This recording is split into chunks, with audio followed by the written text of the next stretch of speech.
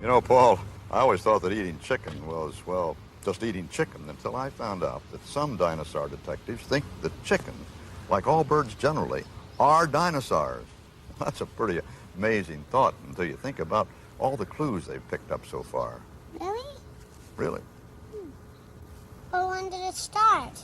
Well, it started quite a long time ago, back in 1861, in a quarry in Germany. Some workers found a small dinosaur and the perfectly preserved impression of a feather.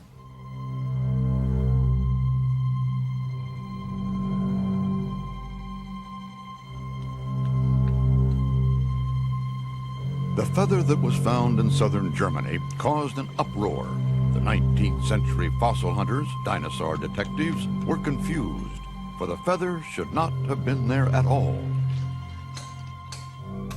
The limestone rock dated back to the age of dinosaurs, millions of years before birds were thought to have evolved. Well, I think it was a real bombshell when this feather was found. You can imagine it was only 2 years later, after Charles Darwin had published his book on the origin of species, founding his theory of evolution.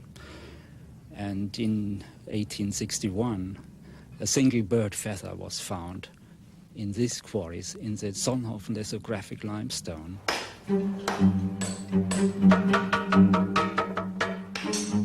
Searching frantically for more evidence, the fossil hunters soon found a second clue.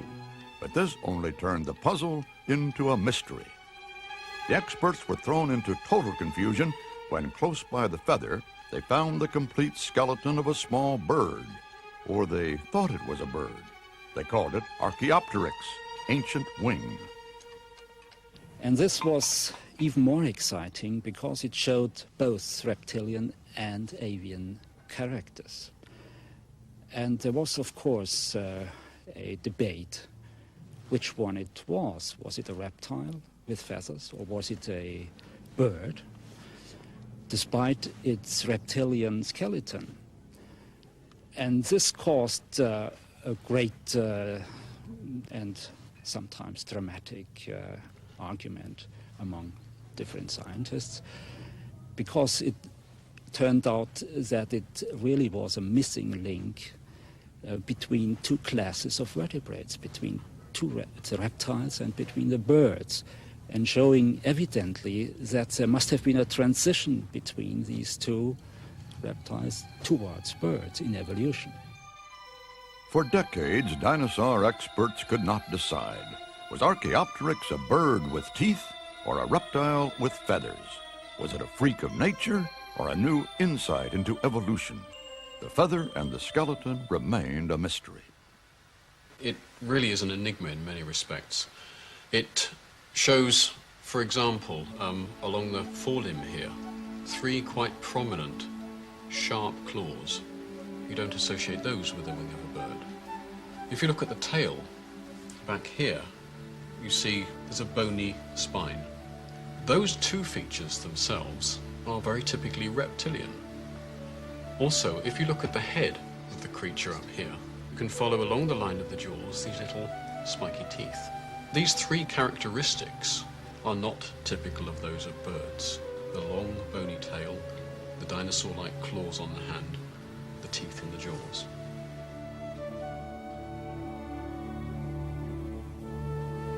From the time of its discovery until the mid-1970s, Archaeopteryx has been regarded as a linchpin in the evolution of birds. The problem was identifying precisely which group of reptiles was closest to Archaeopteryx and therefore to birds. In 1973, the problem was looked at afresh by a modern dinosaur detective, John Ostrom. Starting at Solnhofen, where else, he looked again at the clues. Oh, well, it has such beautiful fossil material from that very fine-grained lithographic limestone, and it's almost like photographs of things that once lived in a lagoonal kind of setting 150 million years ago. That exquisite material. It's a glimpse into the past that I don't know of any other place that produces such wonderful, wonderful material.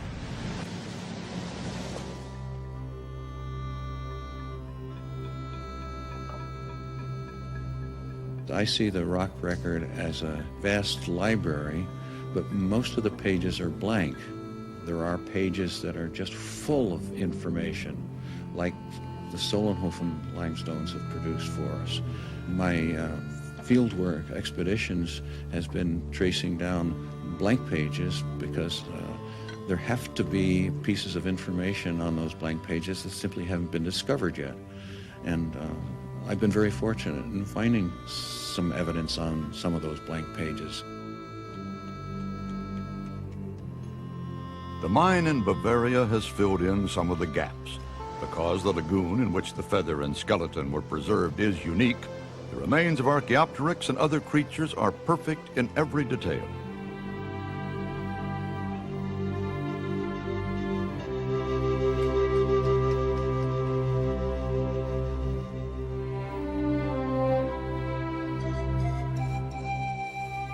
The nature of the preservation that we find in the Solnhofen material, it's exquisite.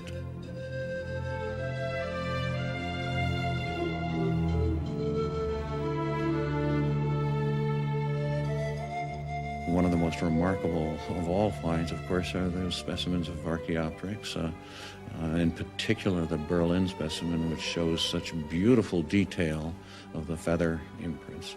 It's remarkable, a kind of photographic image almost that is preserved from 150 million years ago.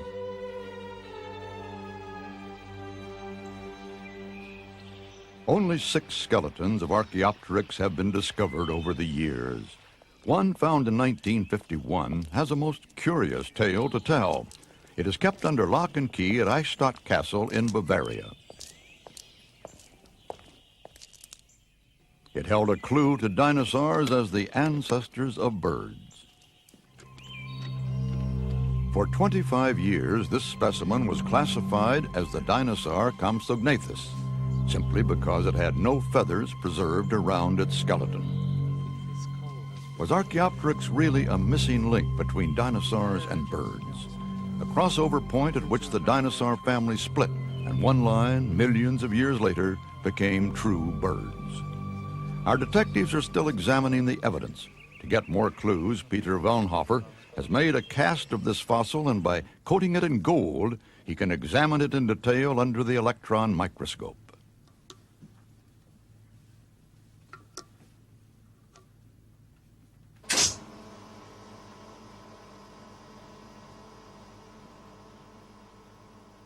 One of the most striking features in Archaeopteryx is that it has teeth, and these are in fact reptilian teeth. I'm trying to compare the teeth of Archaeopteryx with the teeth of Compsognathus. Compsognathus, of course, is a small dinosaur, which is supposed to be closely related to Archaeopteryx. The small dinosaur Compsognathus may hold the key to Archaeopteryx ancestry. Could it be a close relative?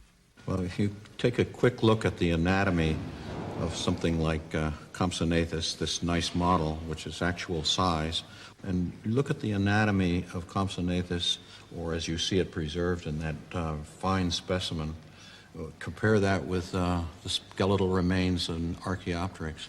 And there are so many skeletal details that one has to conclude, I think, that they came from a common ancestor.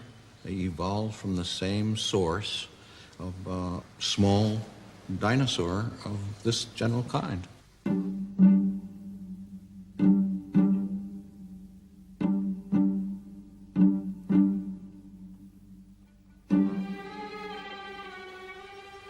Without those feather impressions, it would have been impossible to actually say that this was a bird, because if you look simply at the skeleton of this creature, the skeleton is that pretty typically of a little carnivorous dinosaur. The bird-dinosaur nature of Archaeopteryx prompts other questions. Could it fly like a bird? The main feature which distinguishes Archaeopteryx from other dinosaurs is that it's got feathers. And we think they acted aerodynamically. Now, if you look at the feather of a modern bird, like this swan, and compare it with the feather of Archaeopteryx, you see exactly the same structure. Central shaft with veins radiating off it. What's most important, the shaft doesn't run down the middle of the feather, it runs slightly off to the side. That means the feather aerodynamically is optimally designed. There's no reason for Archaeopteryx to have a feather like that unless it flew. I wouldn't want to say Archaeopteryx is definitely an ancestor of all modern birds, but it is the closest specimen we've got to that lineage. Archaeopteryx itself may have been a dead end, but on the other hand, there would have been animals probably quite similar to it, which weren't dead ends. And the sort of changes which had to happen would have meant a loss of the bony tail, further reduction in weight, like thinning the skull, losing teeth, losing anything which is unnecessary, like the claws on the forelimbs. When we get to the next fossil birds after Archaeopteryx, all these changes have happened. I like to think of it as almost a snapshot in time, of course, evolutionary change in the act of changing. Evolution caught in the act? Archaeopteryx is got to be the nearest we've got to what is effectively an evolutionary missing link. It's lying very, very close to the borderline between what is effectively a true dinosaur and what is perhaps one of the earliest known birds. Archaeopteryx is the nearest we'll ever get to catching evolution in the act. Dinosaurs did not really become extinct. They left their offspring, and these are the birds, and it's some kind of happy feeling to see birds flying over you and regarding them as dinosaurs.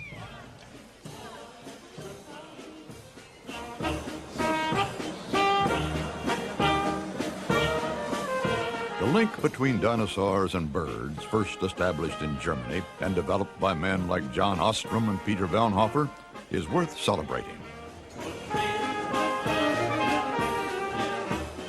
Dinosaur detectives don't find missing links every day, but as they toast, other investigators are proposing even more radical ideas. In America, some now suggest that the most fearsome meat eater of all time, T. rex, is closely related to a bird. Bob, where do you stand on this bird-dinosaur link controversy? Well, I stand with Thomas Henry Huxley, who in 1868 said that birds are the direct descendants of dinosaurs. What he pointed out, still true today, you look at a meat-eating dinosaur like Tyrannosaurus rex, and the hind foot looks like a bird. It's got 3 toes that face forwards, a little toe in the back, short torso, curved neck, short but strong front legs. The overall gestalt is like a bird. But now we have a lot more evidence. If you look at a bird head, this is an ostrich, okay, it's the eye socket there, and you look at how the jaw attaches to the head. Well, it attaches right there, and there's a pair of grooves that are oblique. They go inwards and forwards, and the lower jaw slides when an ostrich bites. It slides. There's only one type of prehistoric animal that has a sliding jaw joint like that. Only one. That's the big meat-eating dinosaurs. Okay? So there's a detailed mechanical resemblance between a dinosaur and a bird.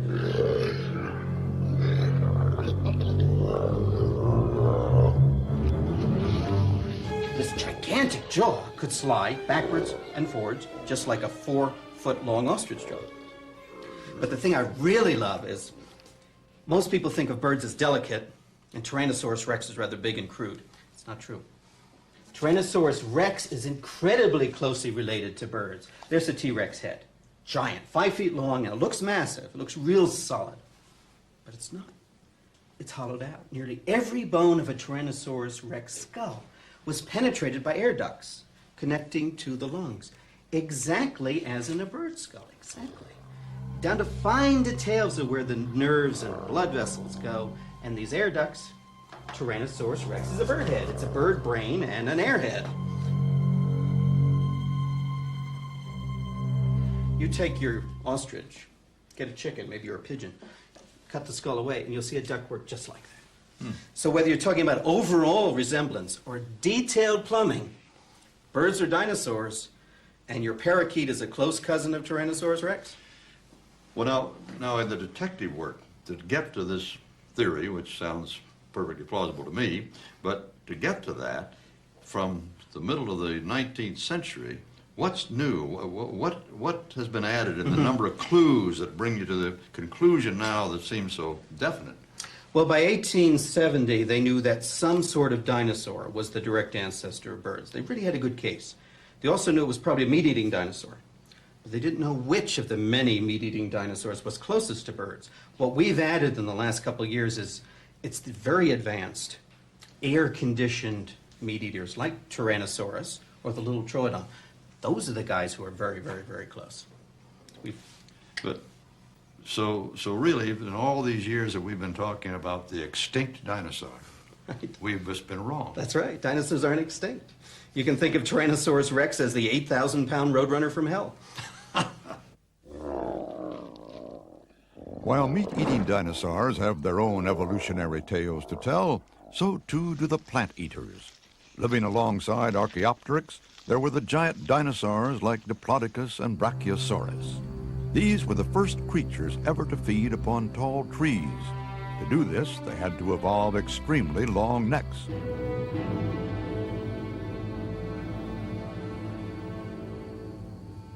This creature was able to reach very, very high up into the trees. The trees that grew at this time were primarily conifers. They were very tall, and most of the vegetation was clustered near the top. So this was an ideal way of reaching giraffe-like right up into the trees to actually crop the vegetation. It has very large peg-like teeth, which would have been ideal for scraping or nipping off small branches. It could be a very effective hoover-up of all the rubbish in the environment, in a sense, all the relatively indigestible twigs and pine cones and leaves and needles. They have a very complex digestive system. The stomach would be a large muscular sac, lined, in this case, with large, rounded, polished pebbles. These would be acting like a mill to pummel up the plant food. The teeth weren't designed to chew up the food, so it uses stones in the stomach instead. Once it's reduced the plant food to a mushy pulp, it's then passed on to another part of the digestive system at the back end. And here, there are like long cavernous tubes, and this mushy plant material passes into those tubes where it's mixed up with the bacteria, which then break down and produce the chemicals that allow the animal to live.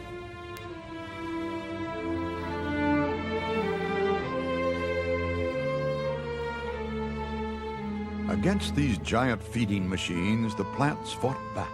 From their struggle to survive, a more varied and beautiful environment began to emerge. Any large herbivore has a tremendous effect on the vegetation that it eats, and to tear down trees, to remove large branches and that sort of thing, that has an effect on the vegetation. It has an effect on individual trees, and it also opens clearings in the forest. And elephants act in that way even today. Large trees may, in a sense, not have any choice but to defend what they are. And so they would develop mechanisms of defense, for instance, spines or sharp-pointed leaves, or perhaps chemical toxins that would deter those big herbivores. But if you're a small plant, a weedy thing that doesn't have a very big body to begin with, it may be that it's much easier, rather than to try to defend that, to begin to grow very rapidly, to get through a life cycle quickly before you're eaten. So I think the first flowering plants may have fallen very naturally into a defense mechanism that wasn't so much a defense as it was an escape from herbivores, from the big dinosaurs that were after them. The next wave of big plant eaters had short necks, fed close to the ground. One thing flowering plants do, better than any other type of plant, is they can spread rapidly and regenerate themselves after heavy grazing. Near the end of the dinosaurs' reign lived centrosaurs in large herds. Thousands roamed the plains in search of food. Weighing 3 tons with sharp beaks and great powerful jaws, they wreaked havoc. Plants had only one defense: to blossom in profusion to survive. And flowers just explode across the landscape. It's an incredible, the biggest event in plant evolution are the flowers coming in, and people have asked why. And I think the answer is dinosaurs invented flowers. The evolution of plants and animals takes place over millions of years. One way to grasp such a vast time scale is to place Earth's history against a tall building like the World Trade Center here in New York City. Earth's creation's at the ground floor. We're at the top floor. Dinosaurs first appeared a staggering 225 million years ago and ruled for the next 150 million years. They only died out 65 million years ago. We humans arrived only yesterday, 3 million years ago. Makes me feel quite young. You know, Paul, for all of our discoveries and detective work, we still know fairly little about the dinosaurs, how they lived, how they died. Perhaps if we discover all the answers, we'll find some clues that might guarantee our stay on Earth. Perhaps we will, perhaps we won't.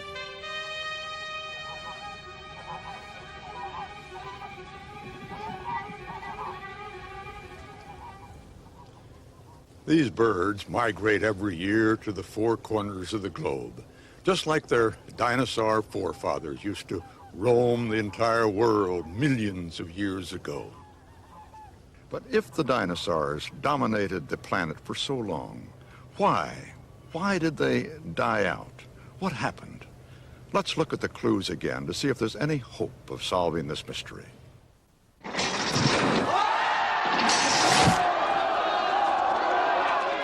In 1789, in revolutionary France, death and extinction were everywhere, not of dinosaurs, but a whole class of humans. As the guillotine wiped out the French nobility, one man watched the carnage and survived. The aristocratic Baron Georges Cuvier observed the calamity that had befallen France and applied it to the animal kingdom. In Earth's long history, had whole classes of creatures become extinct? From his laboratory full of fossils, Cuvier thought they had. Cuvier was the first scientist to unequivocally establish the fact of extinction. Seems so basic now, we are amazed that it was ever doubted, but before Cuvier's time, first of all, some people thought the Earth wasn't very old, so that didn't give a lot of time for a history that would have included extinction. It was Cuvier who, by studying the anatomy, mostly of mammals, established without any doubt that there had been successive extinctions through time. Now, that may not seem very important, but if you think about it for a moment, you'll realize that without extinction, the Earth has no history that can be measured. If all animals were made at the beginning and nothing ever changed, you'd have no criterion whereby you could assess the age of rocks and establish a sequence of history. By establishing extinction, you make it clear that some creatures lived early, some lived in the middle, some lived late, and consequently, by establishing the fact of the sequence of extinctions, the Earth attains a history for the first time. Cuvier painstakingly dissected living animals and compared them with fossil types. As a result, he had an encyclopedic knowledge of animals and was able to show that some fossil animals did not have any living relatives. They had simply disappeared from the face of the Earth. This detective work set the stage for Charles Darwin to establish a mechanism for evolutionary change, natural selection. Through this, he showed how species gradually replace one another in the struggle for existence. The Darwin system provides a close and continuous tracking of environmental change. Environment changes and organisms change slowly and steadily to match those alterations. It gets colder, elephants grow hair, and you have woolly mammoths. That's slightly oversimplified, but there it is. Now, if that was all there was, then there might be a much more sensible pattern. Life would match environments. Much of evolutionary change would be progressive because you'd have animals struggling with other animals, and the ones that were biomechanically more efficient would eventually win. Everything would get better and would track local environments. The problem is that on top of that, you have these very large-scale environmental changes, the catastrophes of mass extinction being the best example, which destabilize that system and provokes sudden changes well beyond the capacity of any organism to adapt to it. Then many are going to die. Just simply die as species, they'll be gone. At the dawn of the dinosaurs was Coelophysis. Lively and intelligent, it was well on the way to establishing the reign of the dinosaurs. Ironically, no sooner had Coelophysis got a foothold than the species was wiped out by a catastrophe. But rather than sealing the fate of the dinosaurs, this event gave dinosaurs as a whole their chance to achieve supremacy on land. For long before dinosaurs died out, the rock record reveals an earlier, near extinction that killed off many of the early dinosaurs like Coelophysis. In Nova Scotia, the red rock is punctuated by a significant white line. It marks a catastrophic event. Below it, Coelophysis and other early dinosaurs have been found. Above it, Coelophysis is absent, but in its place are the remains of later, more developed dinosaurs. Here at this site, two dinosaur detectives believe they have the evidence to show how dinosaurs rose to conquer the earth. At this white line here, we have basically a bookmark between two great chapters in dinosaur evolution. We see preserved here one of the four largest mass extinctions in the history of life on this planet. I mean, about 40% of the animal life that was on land quickly disappeared, became extinct. Well, here we have a large mass extinction. What you got to wonder is, what's the cause? There are lots of ideas, but one that's very tempting to us is that this extinction coincides with one of the largest known asteroid impacts in the history of life.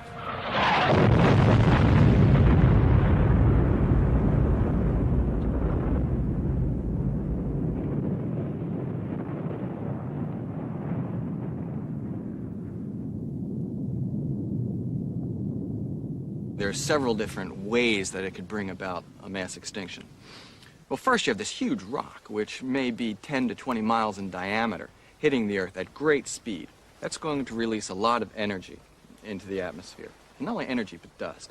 And it's that dust that can block sunlight, that can interact with gases in the atmosphere to produce acid rain, changes in temperature, changes in the light cycle. It'll affect the creatures that are around directly, but it'll also kill what they're eating, so it'll cascade through the food chain.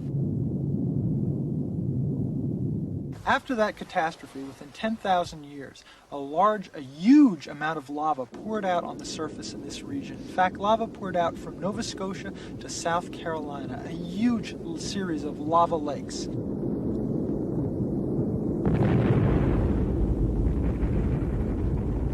We have a very unique record of this large mass extinction. The reason why it's a unique record is because we're sampling from a whole wide variety of environments. We have fossil lakes, we have fossil deserts, we have fossil streams, and so we're sampling from the creatures that lived within those. And we're getting a very good idea of what the diversity of life was like, both before the extinction and after the extinction. The evidence for survivors are found all over these cliffs. Specifically, we find lots of little bits of bone, pieces of jaw, pieces of skull, and backbone, the creatures that survived.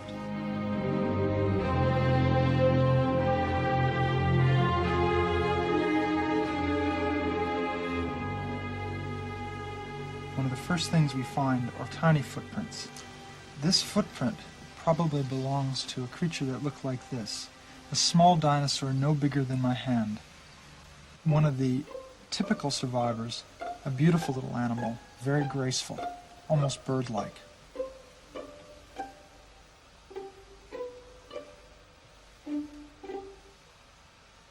The other clues we found include these little bones. This is typical of the mammals and mammal-like reptiles that survived that boundary along with the dinosaurs. You have both forms. They're similar in size. They're similar in the fact that they survived the boundary, but for some reason, one group, the dinosaurs, becomes dominant over the next 150 million years. The destruction that wiped out so many species allowed the best adapted dinosaurs to fill the void left by others. In all their rich diversity, they evolved and flourished.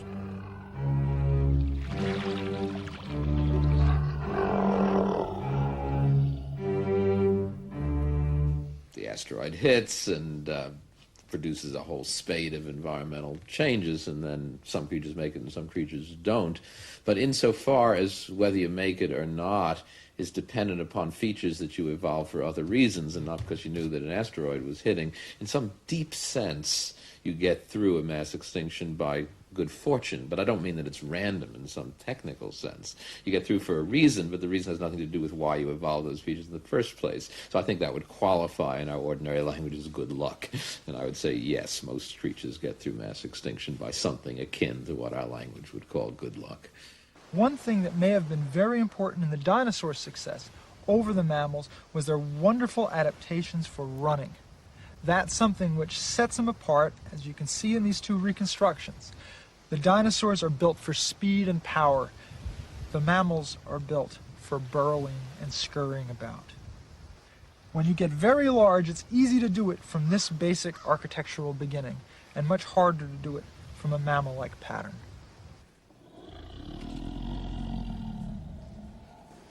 The kingdom of the dinosaurs was the longest and most successful reign of any creature on Earth. Our ancestors, the mammals, lived in the shadow of the dinosaurs for all their 150 million years. They survived as tiny, shrew-like creatures living in the nooks and crannies of the dinosaur empire. The real question was not why the mammals did so badly, but why the dinosaurs dominated the Earth. The early extinction killed off the competition. In the struggle for supremacy, dinosaurs had one big advantage: strong, upright legs. The large Tyrannosaurus and Allosaurus combined power with grace for running and supporting a heavy body. The bigger and really heavy dinosaurs made little pretense at poise. Both Centrosaurus and Brachiosaurus used their legs like straight pillars to support the great weight of the body. Evolution, in a sense, can be seen to be progressing very nicely through the fossil record. And then, bang, everything goes extinct, or a large percentage of everything goes extinct. The timetable is then reset, in a sense, and then evolution carries on again and progresses and develops. And then it can be reset again by an event, such as a mass extinction. The really intriguing thing is that these mass extinctions, it has been proposed, could be periodic. Death from outer space is not just science fiction. In March 1989, the Earth came close to another global catastrophe. Not dinosaurs this time, but ourselves. Now, direct from CBS News, this special report. Reports of a large asteroid that narrowly missed the Earth in the early hours of the morning have just been confirmed. Dr. Harry Holt, the Arizona-based astronomer who identified the asteroid, said, "We are now out of danger, but it was a very near miss indeed." How close did it come? It came about 2 times the distance from the Earth to the Moon. But that's considered pretty close. That's very close. If it was much closer, it would be pulled in by the gravitational attraction of the Earth itself. How much damage would that 89 meteorite have done? A lot. An object of that size, traveling at about 25 kilometers a second, would hit the Earth with a force that was equivalent to about 10 to 100 times the combined U.S. and Soviet nuclear arsenal. So it would be a very, very big impact. That the dinosaurs died out 65 million years ago is not in doubt. What is in doubt is why. Just what killed them is today's hottest debate among dinosaur detectives, and there are many theories. Did the climate change? Were they too slow to adapt to evolution? Or, most intriguing of all, did something happen out there in space?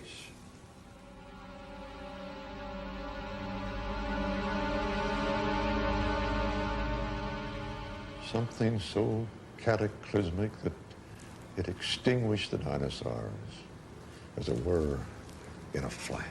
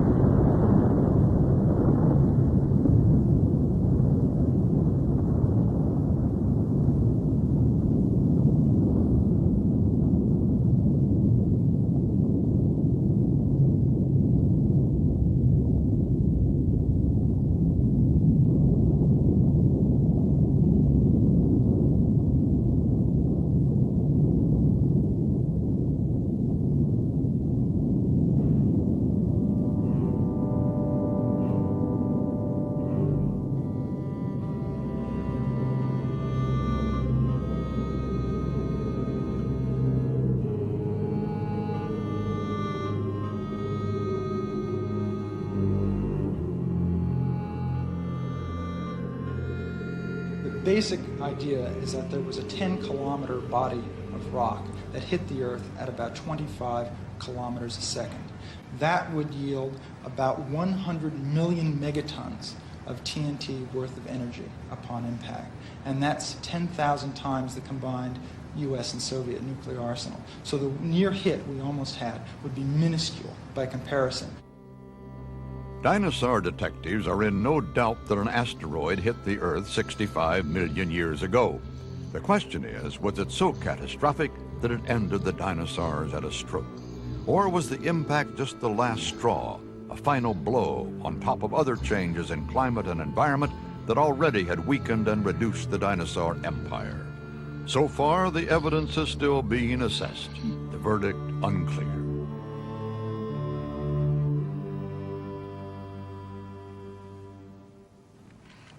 We're here in the beautiful Badlands of eastern Montana, and in this area we have some remarkable rocks that preserve some real evidence for a detective story. One theory is that the dinosaurs died very gradually as a result of changing environments. And in this theory, during 5-10 million years, the environments changed so much that the dinosaurs could not keep pace, and they died out very slowly. Fewer and fewer kinds of dinosaurs were present. In this theory, as we climb from the bottom of these rocks up to the boundary layer, we would find fewer and fewer kinds of dinosaurs and fewer numbers of dinosaurs. There's another theory that the dinosaurs died very suddenly, perhaps in only a few years. And this theory holds that at the coal layer, there's a clay that was laid down as a result of the impact of an asteroid. And the cataclysmic events of this asteroid impact caused the very abrupt demise of the dinosaurs. What I'm exposing here is an ancient coal deposit, as you can see down here along this black layer over here, and coming in the center of this coal deposit is this very distinctive white clay layer. This white clay layer contains, we believe, the remains of material that came from extraterrestrial sources, iridium and shot quartz, and these materials are thought to have come from a source that is not on Earth, but rather from the impact of an asteroid with the Earth. And so what we think is, because we never find dinosaurs higher than this level of clay, but we find dinosaurs all the way to this layer of clay in time, what we believe is that this layer of clay has something to do with the demise of the dinosaurs. Dinosaur detectives had, by 1980, collected a mass of clues that pointed to a catastrophe from outer space. What was missing was the final proof. Then, 10 years ago, Walter Alvarez claimed he had found the evidence that clinched the debate. Alvarez didn't introduce the first extraterrestrial hypothesis. There have always been extraterrestrial hypotheses, but in the past, they were in this curious scientific limbo. That is, they were perfectly plausible, but there was no evidence for them. What good is a plausible theory for which there's no recorded evidence? The importance of Alvarez is not that he has a meteorite or an asteroid or a cometary scenario rather than a supernova scenario. It's that he found this iridium level and for the first time gave us something we could test scientifically for catastrophic mass extinction. Walter Alvarez has found a layer of clay in the rock record that is saturated with iridium. It should not be there. Iridium in that concentration, he claims, could only have come from outer space. Here, he says, is the final proof why dinosaurs died out. Their world was extinguished by a calamity, immediate and devastating. Well, what it tells us is that the killer was a large rock falling from the sky, and a very large rock, something maybe 5 miles in diameter, something like that, falling at a very great speed, landing on the Earth and causing a variety of really terrible environmental disturbances, the result of which was that dinosaurs and many different kinds of shelled animals, plants, microscopic animals and plants in the ocean perished. The iridium was the first evidence we found that the Earth was struck by a large object, comet or asteroid 65 million years ago. But in the 10 years since that have followed, a great deal of confirming evidence has been found of various kinds. For example, the same clay layer that contains the iridium also is full of little tiny drops of rock matter that were originally little droplets of molten melted rock, melted by the heat of the impact and then dispersed around the world, and they have fallen to Earth after the impact. We find those all over the world. Lots more lines of evidence, various kinds of technical things, all confirming the conclusion that a large object struck the Earth at exactly the time the dinosaurs died out. The sudden impact theory has not convinced all dinosaur detectives. The clues in the rock record are, for some, still too uncertain to close the file on the death of the dinosaurs. Is there evidence to connect the iridium with the disappearance of the dinosaurs? And I am not convinced. Now, the scenario suggests that on a Tuesday afternoon, the sun was shining and the dinosaurs were just as happy as can be, and by Wednesday morning, the plain was dotted with these green lumps of putrefying flesh, and the mammals were scurrying around enjoying their prosperity. But the problem is the fossil record cannot distinguish between an event which happened between a Tuesday night and a Wednesday morning and an event which took 10,000 years to occur. And there's a world of difference between these things.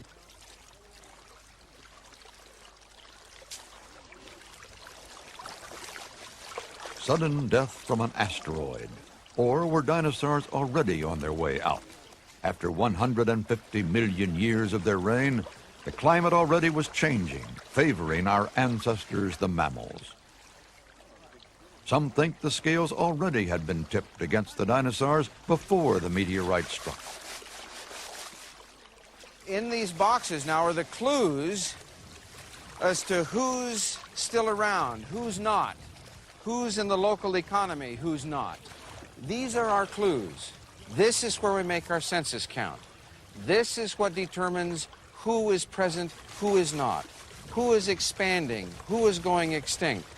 What we have found now is that there is a decline in dinosaur populations that begins well in advance of the asteroid impact layer. The mammals, at the same time as the dinosaurs decline, the mammals increase. Neither of these observations are consistent with a sudden extinction event. Whatever the cause, the extinction 65 million years ago left a void. With the end of the dinosaurs came a new opportunity. Out of the hole left by the Holocaust came the little mammals. If you want to argue, it's plausible that mammals got through and dinosaurs didn't, because mammals were small and smallness conveys advantages. They weren't small because they knew a mass extinction was coming. Presumably they were small for negative reasons, because dinosaurs dominated the environments of large-bodied creatures. And what about the large reptiles that are still around today? How did they survive this mass extinction? We often wonder why we have such nice tortoises these days, which are still here, are big reptiles. What happened to the dinosaurs? Dinosaurs may have had a problem with sex. A problem with sex in the sense that they had probably had temperature-dependent sex determination, like modern reptiles. Most modern reptiles, the temperature of the egg determines the sex of the hatchling. A warm turtle egg gives a female turtle. A cold turtle egg gives a male turtle. This tortoise, it's a male. It came from a cold egg. In the case of lizards, a warm egg makes a male. So now if you could picture dinosaurs migrating away from the ocean side or migrating up to the highlands to lay their eggs in colonies, the climate getting colder and more seasonal, the dinosaurs would have perhaps produced all males in a cold climate. All males would lead to extinction of dinosaurs. The sex of dinosaur offspring was determined not by the chromosomes of the parents, but by the temperature of the eggs in the nest. And if the eggs were cooling, it is possible that the sex ratios of the offspring were shifting from a 50% male-female ratio to a 75-25 to a 90-10. That may have entirely upset the population structure of dinosaurs. And the last dinosaurs on Earth may have been disappointed males. Well, turtles and alligators and crocodiles live near water. And if you live near the water, a large lake or an ocean, or if you live near a big river, the climate is more moderated by the water. So a moderated climate with moderate temperatures for the eggs allowed them to survive. Too many clues may in the end point in too many directions. We may never know for certain what caused the death of the dinosaurs, but one conclusion has been agreed by all detectives, that Earth's history has been punctuated by great extinctions since the beginning. We don't know how regular mass extinction is, but we certainly know that there have been many of them, and that several have been larger than the one that wiped out the dinosaurs. We focus on the one that wiped out the dinosaurs for two reasons. First, we have this enormous parochial interest in it because dinosaurs died and mammals survived, and that's why we're here. Secondly, it's the most recent of the major mass extinctions, and therefore the evidence is better. Extinction and evolution, which brings us back to Archaeopteryx and its feather, where our story began. All dinosaur detectives agree that in looking at the clues, especially whether dinosaurs survive as birds, requires a great deal of imagination. We try to visualize the world of 200 million years ago, how the dinosaurs lived and how they might have died out. But if we, as it were, imagine forward, fantasize millions of years from now, is it possible, is it just possible, that the most successful species ever might, as we say, stage a comeback?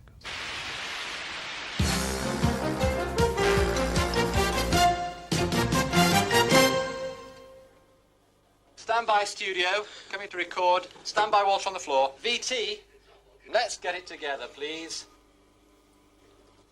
Stand by, studio. Stand by, Walter. Counting in 10, 9, 8, 7, VTRB, Q-tape. Coming to camera 4 first. 3, 2, 1, 0. Take 4 and cue Walter. Good evening and welcome to Dinosaur TV and the final episode of our history of life on planet Earth.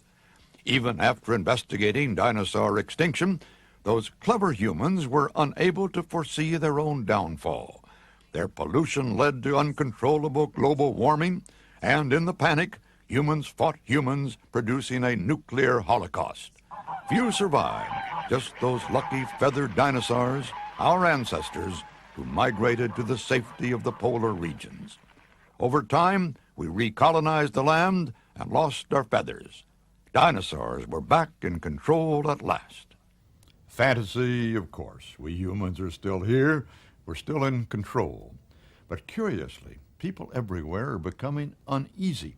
For the more that we appear to master first the Earth and now space, the more fragile our planet becomes.